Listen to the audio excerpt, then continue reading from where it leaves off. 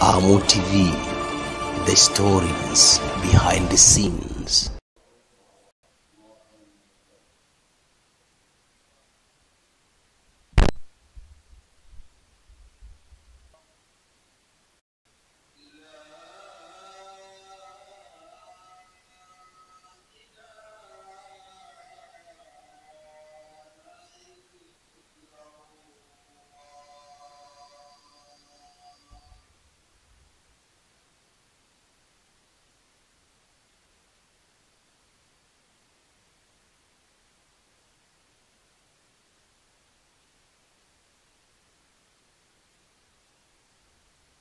الحمد لله نحمده ونستعينه ونستغفره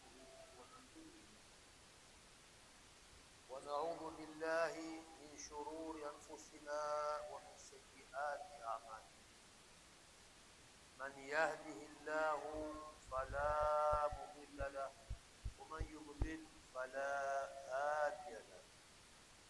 وأشهد أن لا إله إلا الله وحده لا شريك له، وأشهد أن محمدا عبده ورسوله. بلغ الرسالة وأدى الأمانة، نصح الأمة، وجاهد في الله حق جهاده. صلى الله عليه وعلى آله وأصحابه وسلم تسليما كثيرا إلى يوم الدين. أما بعد، يا أيها الذين آمنوا اتقوا الله حق تقاته ولا تموتن إلا وأنتم مسلمون. عباد الله، قد قارب شهر رمضان على الرحيل، وكما كنا نهنئ بعضنا بالأمس على دخوله، نعزي اليوم بعضنا على انقضائه. نودع الشهر، فما أفضل طريقة لتوديعه؟ إنه شهر كريم منحنا الكثير من الفرص والدروس والأجور والفوائد الاجتماعية. لا بد أن نحسن توديعه كما أحسننا استقباله. وتوديعه يكون بالاجتهاد في ختامه بالإكثار من الطاعات، فكل زمن فاضل يكون آخره أفضل من أوله، لأن الأعمال بالخواتم. وقد أمرنا الرسول عليه الصلاة والسلام بزكاة الفطر، وطلبنا بصيام 6 من شوال. فزكاة الفطر فريضة وصيام 6 مندوب. وفقني الله وإياكم لما يحب ويرضاه، واستغفر الله العظيم لي ولكم فاستغفروه إنه هو الغفور الرحيم وهو البر الكريم. Juzi tulikuwa tukiukaribisha mwezi tukiongolea tukashiriana mema kwa kuingia mwezi wa Ramadhani, kumba mato na kufumbua yeo tuko katika hali ya kuuaga mwezi, na ni wajibu wetu kama namna ambao tunaupokea kwa uzuri, kwa kukaribisha kwa furaha, na pia takikana tuuage na tuushindikize kwa uzuri. Ramadhani ni mwezi mkarimu. Watu wamezoea kunena kwa Ramadhani karimu, na ukarimu wa Ramadhani kila sampuli.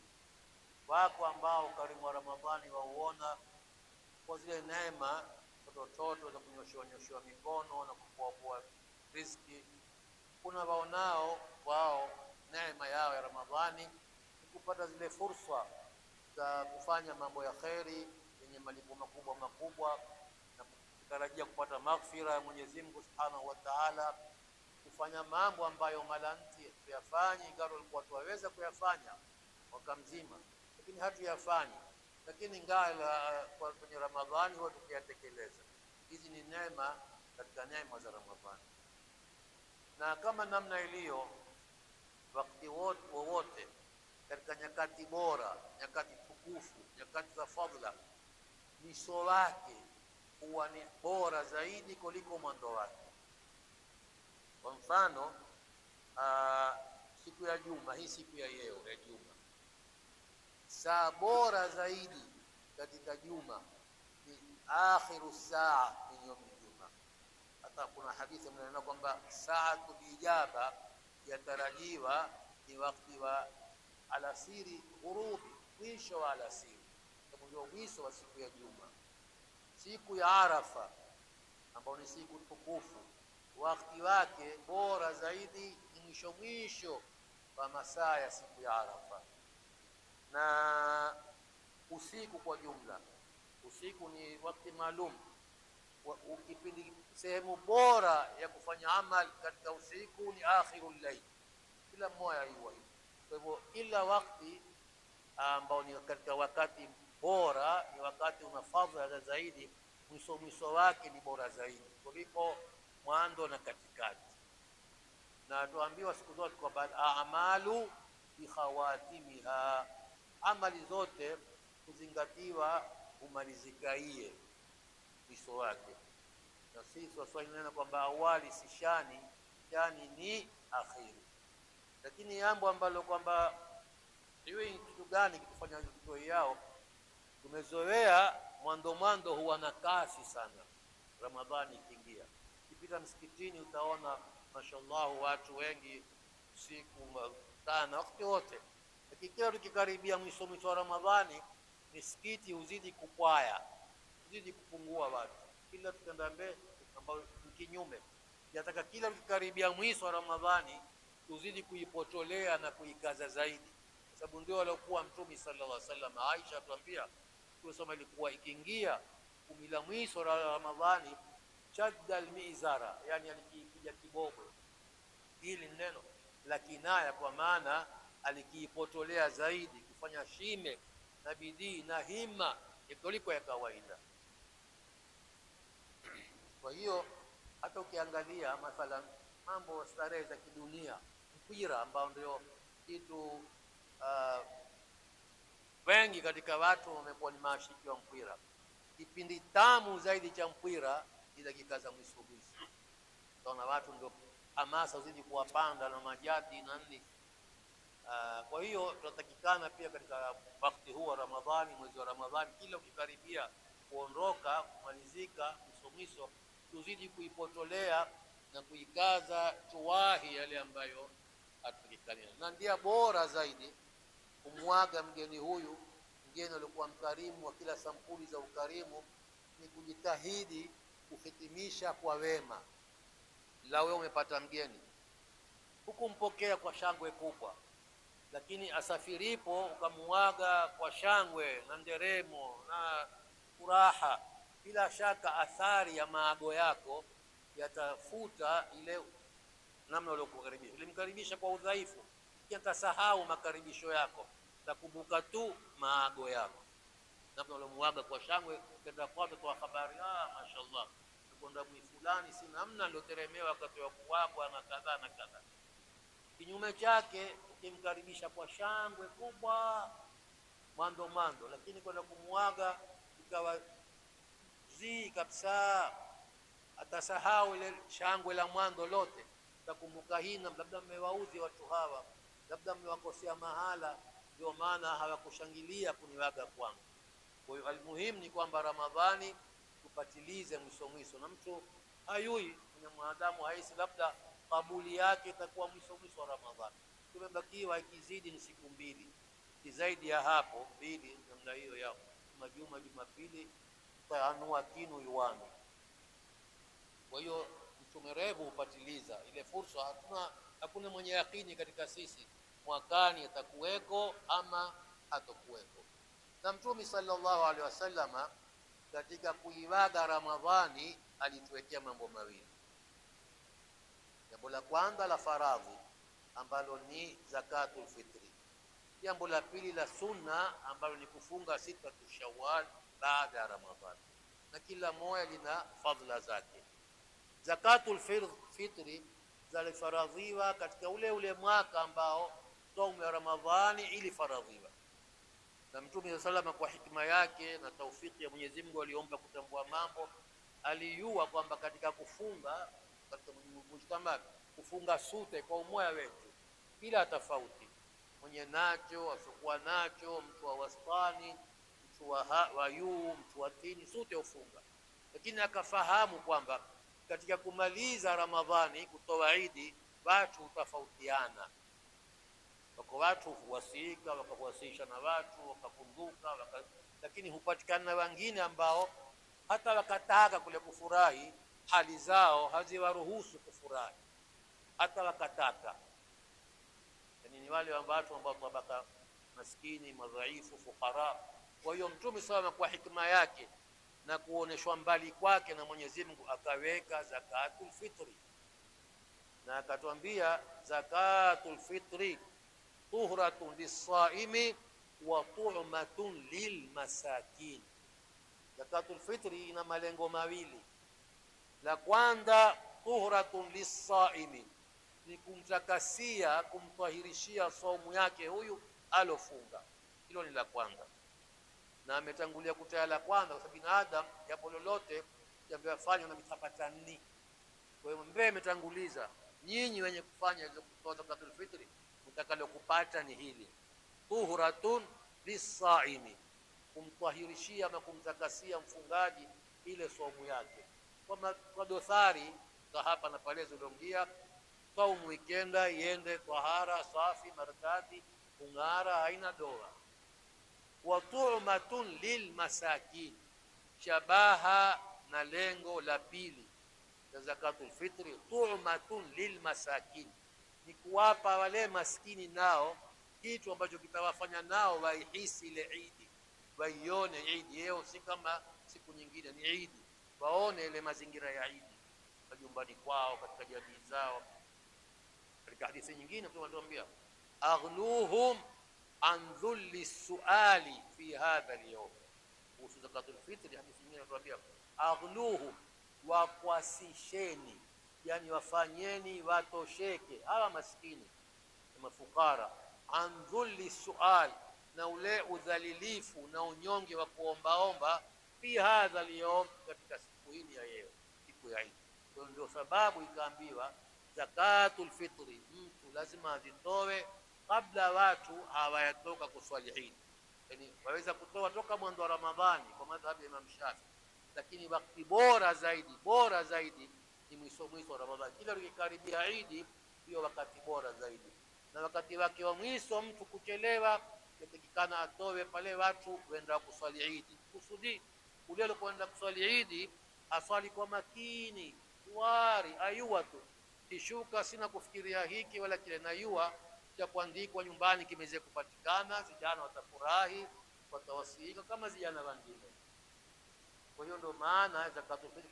Sasa katika hili suala la zakatul fitri nataka kusimama katiti kwa muda.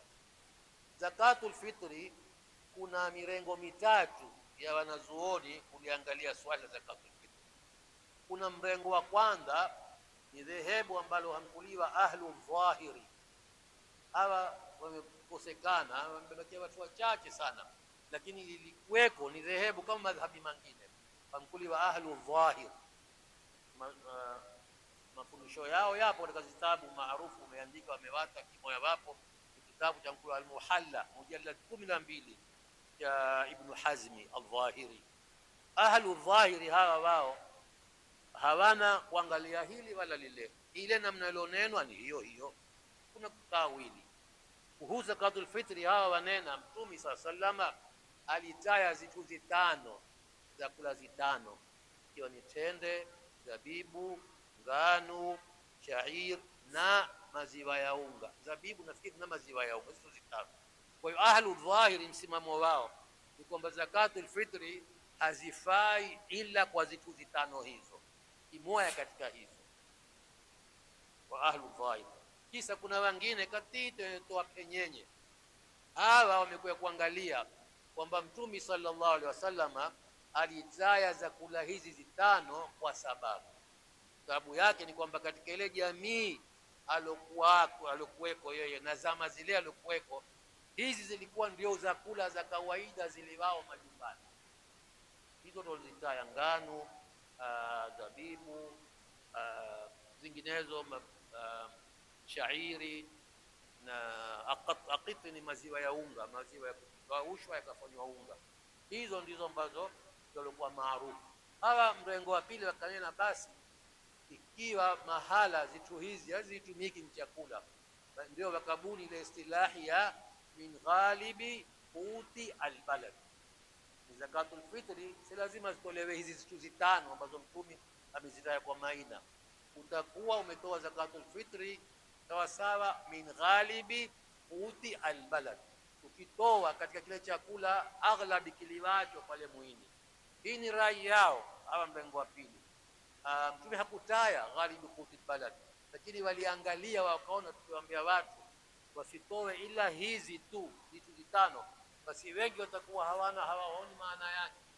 Kwa huku mfano nyani alau zabibu kama chakula, nyani atumia ungano kama chakula, hula watu kwa kutamani na kwa kukumbaa. Kwa hiyo wakaeka hii istilahi ya kwamba min ghalibi quti albalad, aghlabi ya chakula kiliwacho pale muhini. Ikiwa nyinyi watu wa roti ni unga, aghlabi ya chakula. Ikiwa ni watu wa mtee wa wali ni mtee, na halum majara. Ikiwa watu wa matoki ni matoki, ndio chakula kiliwacho.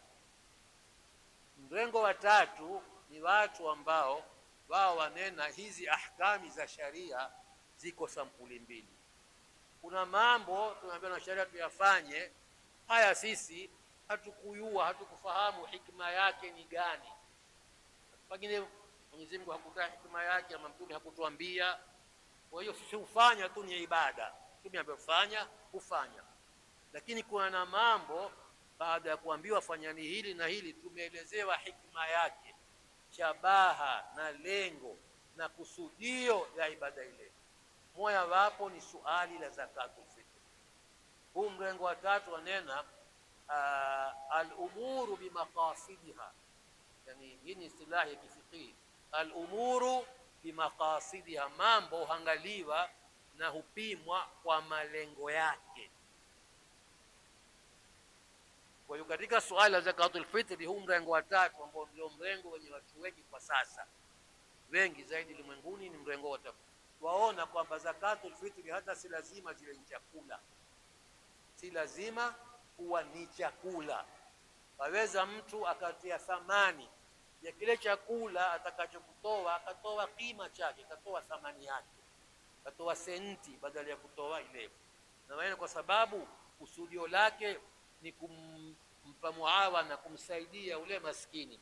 Sasa maskini kwa sote tutakwenda kumkusanyia chakula, itakuwa bado hatuyamfanikishia siku yake.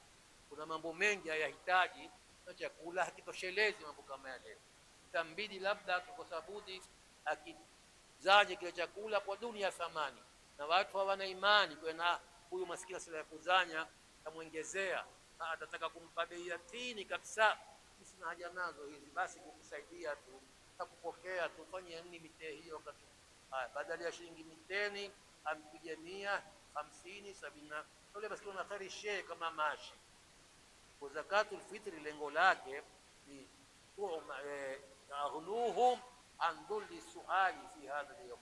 Hili suala kama nilivyoeleza, baadhi ya watu kulizungumza kwa nadharia moja tu, haifai la chakula, haifai. Toka wapi haifai la chakula? Hiyo nadharia ambayo wewe umeiamini, eleza kisawasawa. Kuna na nadharia nyingine, mtu na khiari ya kuteua, lakini kuwafinyia watu hakuna, haifai, haijuzu, haiwi ila kwa chakula.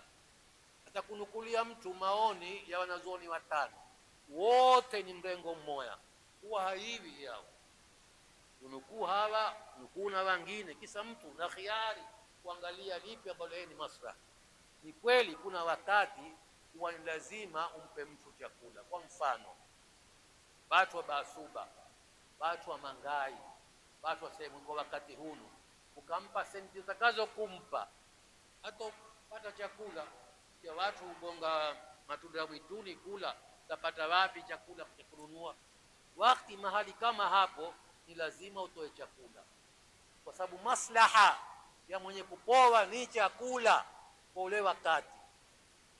pale mahala aliyopo, maslaha yake ndio priority, ndio kwa kipaumbele, maslaha ya mwenye kupoa. Al-umuru bimaqasidiha, mambo hangaliwa kwa malengo yake. Lakini uwe kama hapa, anwaya za kula zienee, wewe ushishie papo hapo, hakuna haifai. Sasa mtu umemkusanyia gunia, nusu gunia la mtee ama kinginecho, bado una haja vijana humdilia, wataka kiguo, wataka kile, wataka kuandika chai, wataka kufuza ngano. Umemsaidia, umempa, umemsaidia kwa kumsaidia. Kwa hiyo tufunueni macho, tuweni wa kweli katika kueleza watu, sikaze tu nini unaona ni hili basi ni hili hakuna lingepana, itakuwa si uaminifu wa kiidini. Lazima ueleze, mimi msimamo wangu ni hunu, lakini kuna msimamo kadhaa na kadhaa. Ule mwenye kuambiwa sasa khiari ni yake, lakini utakuwa umesita ilmu, wewe wajua kwamba kauli si moja tu, kuna na kauli nyinginezo. Kwa nini uyue wewe na usiwaambie wengine? Hiyo huwa ni khiana, yani kutaka tu kuvutia kwako. Nini ni mkao wa mpira au kila mwangalia kufanikisha mkao wake? Si namna hiyo. Al-umuru bimaqasidiha, mambo hangaliwa kwa makusudio yake na malengo yake. Zakatul fitri ni faradhi, alifaradhia Mtume sallallahu, na kwa kipimo cha kisasa ni kilo 2.5 kwa 2.5 mbora ya ghalibu kutil balad. Wala si lazima iwe ni mtee utoe min al-ali min awsati ma tut'imuna bihi ahli, chakula cha wastani ambao nyinyi nyumbani hula. Kilo 2.5 2.5 mbora, thamani yake ukitia ukitoa utakuwa umetoa zakatul fitri, na mwenye mkoa pia utakuwa umempa kitu ambacho atanufaika nacho zaidi kuliko kumpa chakula. Ikiwa ni mahala ni chakula dharura, ni wajibu utoe chakula, lakini mahala ambapo kwamba kuna nafasi ya bengi tofauti tofauti na watu wana haja tofauti tofauti, pale ni kuangaliwa maslaha ya mwenye kupoa. Na wakati wake wa mwisho kama tulionena ni kabla ya watu wasiashuka kuswali Eid, kabla ya kuswali Eid. Yani waweza kutoa kabla ya hapo, yana yeo kesho, lakini ikisikilia siku ya Eid isituse. Tunatuambia kwamba man adaha, mwenye kuzitoa kabla salati fa hiya zakatun maqbul. Ukitoa kabla watu waswali Eid ni zaka, umezitoa kwa wakati wake. Na ukizitoa baada watu wameze kuswali Eid fa sadaqa min as-sadaqa, itahesabiwa ni sadaka kama sadaka nyingine. Utapata kitu, lakini hutopata fungu la kwamba umetoa zakatul fitr. Na hii si kwa waliofunga tu, kila mmoja, hata kijana aliozaliwa yeo huwatakikana atolewe, maana Mungu amekupa uwezo.